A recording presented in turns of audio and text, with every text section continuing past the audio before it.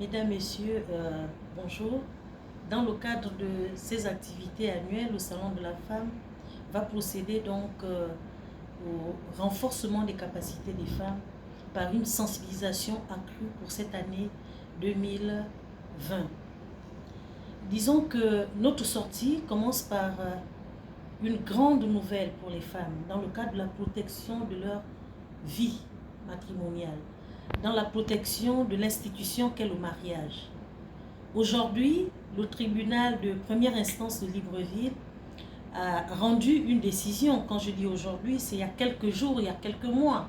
Le tribunal de Libreville a rendu une décision consacrant à la femme mariée sous l'option monogamique d'empêcher à son époux la célébration du mariage coutumier avec une autre femme, alors même que leur mariage n'avait pas encore été dissous. De quoi s'agit-il? Il s'agit d'un monsieur marié légalement avec une femme devant le maire et puis qui a décidé de partir de la maison pour aller s'installer avec une autre femme avec qui il a décidé d'organiser un mariage à la coutume.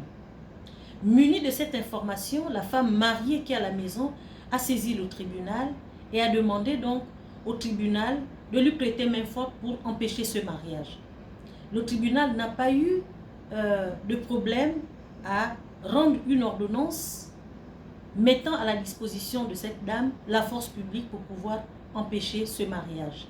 Nous allons suivre dans le jeu de questions-réponses les pièces que la dame a fournies, comment elle a procédé pour pouvoir donc empêcher ce mariage. Disons que le mariage, d'abord, il faut le dire et retenir, est un contrat entre deux personnes de sexe différent ou entre un homme et plusieurs femmes. Le mariage est également une institution. Une institution en ce que la loi a érigé les règles du mariage de sa formation jusqu'à sa dissolution. La dissolution pouvant donc intervenir soit par le divorce, soit par la disparition judiciairement constatée, ou alors par la mort de l'un des époux ou des époux. Voilà un tout petit peu ce que nous décidons. Alors, comment comprendre que une institution comme le mariage, dans une institution comme le mariage, une personne, une partie, l'homme ou la femme, puisse fouler aux pieds les règles établies pour cette institution sans en être inquiété. Cette décision est une jurisprudence de principe sur laquelle les femmes devraient désormais s'appuyer pour pouvoir canaliser tous les comportements, je veux dire, illégaux, tous les comportements irréguliers qui foulent aux pieds les règles de l'institution que l'on appelle le mariage. Merci beaucoup, madame. Nous avons une question. Donc, vous voulez nous dire que le tribunal peut permettre à une femme mariée d'empêcher son mari de célébrer un mariage coutumier avec une autre femme? Oui, madame. Le tribunal peut tout à fait empêcher à un mari qui n'a pas encore obtenu le divorce, même en instance de divorce, même qui est en instance de divorce, d'organiser un mariage coutumier ou un mariage légal. Coutumier ou légal. Et c'est d'ailleurs dans ce sens que l'ordonnance qui est une jurisprudence de principe rendue par le tribunal de Libreville vient asseoir le pouvoir des femmes par rapport à la loi. Un pouvoir qui était presque ignoré par les femmes.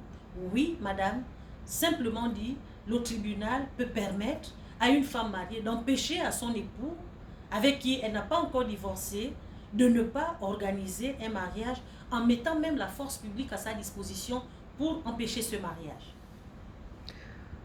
Toutefois, il semble que la décision concerne une femme mariée sous l'option monogamique. Mais qu'en est-il des femmes mariées sous l'option polygamique? Peuvent-elles aussi engager ce type de procédure? Mais bien entendu, le choix de... Revenons sur la décision, effectivement, cette décision concerne une femme mariée sous l'option monogamique. Mais c'est une décision qui peut s'étendre même dans le cadre d'un régime polygamique, d'une option autant pour moi polygamique, à savoir que c'est un monsieur qui a épousé 2-3 femmes. Mais pour épouser une autre femme, il faudrait qu'il y ait le consentement des premières et que par ailleurs, elles aient été informées. Parce que le choix de l'option polygamique n'enlève en rien le pouvoir des femmes déjà mariées à ester en justice. Et d'ailleurs, même un homme marié sous l'option polygamique peut être traduit devant le tribunal correctionnel et risque même une peine de prison si et seulement si il va contracter une autre relation avec une femme avec qui il n'est pas marié. Il tombe là sous le coup de l'adultère. Donc la décision du tribunal peut être élargie aux femmes mariées sous l'option polygamique. Mais pour les personnes qui n'ont pas connaissance de toutes ces questions juridiques, là, quelles sont véritablement les raisons qui ont fondé le tribunal à prendre une telle décision? Disons que le tribunal a fondé sa décision sur 3 éléments essentiels.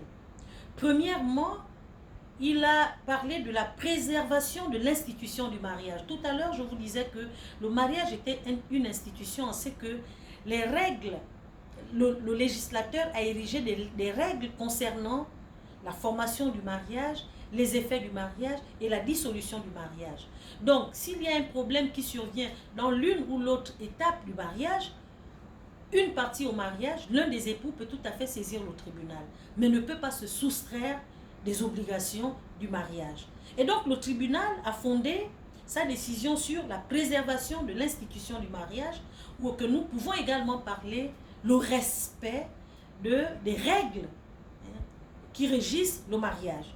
Deuxièmement, le tribunal a estimé que le projet d'organiser un mariage coutumier avec une autre femme alors qu'on est encore marié était de nature à perturber la cohésion familiale. Parce que ça relève un tout petit peu comme de l'égoïsme. Lorsqu'on décide de partir, abandonnant femmes et enfants pour aller s'attacher à une autre femme avec qui on n'est pas marié. Ça déstabilise un tout petit peu la cohésion familiale et le tribunal a estimé que cette façon de faire perturbait la cohésion familiale. Et puis il y a également une autre raison qui n'est pas anodine. C'est, selon le tribunal, l'illusion que l'auteur, c'est-à-dire ce mari-là, fait naître dans la conscience de la future mariée à la coutume de ce qu'ils sont en train de contracter un mariage alors même que ce mariage n'a aucun effet. Alors, toutes ces affaires, toutes ces raisons combinées ont donc permis au tribunal de Libreville de prêter main forte à cette dame-là pour empêcher la réalisation de ce mariage. Madame la Présidente, il y a plusieurs femmes qui, peu importe l'option, polygamique ou monogamique, qui souhaiteraient aussi participer à ce type de procédure, mais quelles sont les pièces qu'elles doivent produire? Qu'est-ce qu'elles doivent produire comme pièces pour saisir le tribunal et parvenir à ce type de décision aussi? Eh bien, il faut dire que la nature de cette saisine du tribunal n'a même pas besoin que le mari soit appelé, parce que ce n'est pas une procédure contentieuse. On parle de procédure contentieuse lorsqu'il y a une contradiction entre les parties. La partie qui saisit le tribunal d'une part et la partie qui vient se défendre. Dans le cas d'espèce, c'est une procédure gracieuse. C'est-à-dire que la personne va vers le tribunal et doit produire premièrement l'acte de mariage, deuxièmement un PV, un procès verbal dressé par un huissier qui constate la relation irrégulière et continue entre le mari et son amant, enfin, on va dire entre les amants, c'est-à-dire celui qui va s'installer ailleurs et la personne qui voudrait épouser, et également le projet de mariage, d'accord? Quelques éléments, ça peut être même un procès verbal, un autre procès verbal dressé par un huissier, où il y a des témoins qui effectivement attestent de ce que, oui, le mariage aura lieu tel jour. Muni de ces 3 éléments, la femme mariée, sous l'option monogamique ou polygamique, peut aller saisir le tribunal pour dire, il y a un mariage qui va se faire sur mon dos, je vous saisis pour que ce mariage soit, la réalisation ne puisse pas prospérer. Et alors là, le tribunal va accéder à cette demande. Madame, vous êtes la présidente de la plateforme associative Le Salon de la Femme. Qu'est-ce que vous pouvez dire maintenant à toutes les femmes qui vous regardent? À toutes les femmes qui nous regardent, et puisque c'est le combat qui est un combat partagé par tout le monde. Et je voudrais dire, dans le cas d'espèce, et à celles qui sont mariées et à celles qui ne sont pas mariées, d'être prudentes. Parce que lorsqu'un homme part de sa maison pour aller chez une autre femme, mais le même schéma va se reproduire lorsqu'il aura eu ce qu'il cherche de cette nouvelle femme. Le Salon de la femme, qui est une plateforme associative qui milite pour la vulgarisation des textes de loi, qui milite également pour la sécurité de ces femmes-là qui sont, mais alors là, dans un état de fragilité pas possible. Donc le Salon de la femme apporte une solution, une réponse à toutes les interrogations qu'elles peuvent avoir, mais qui s'inscrivent dans un cadre strictement légal. Que ces femmes comprennent aujourd'hui qu'elles ont le droit de saisir le tribunal lorsque la cohésion familiale est mise en danger par le partenaire, c'est-à-dire leur époux. Comment contacter le Salon de la femme? Eh bien, pour contacter le Salon de la femme, on appelle au 07 53 29 63 ou se rendre au siège du Salon de la femme situé à Ngondje.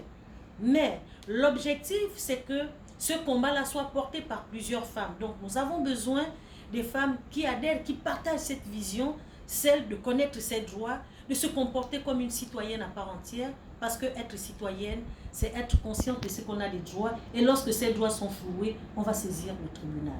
Je vous remercie, Madame Oué. C'est moi qui vous remercie, Madame.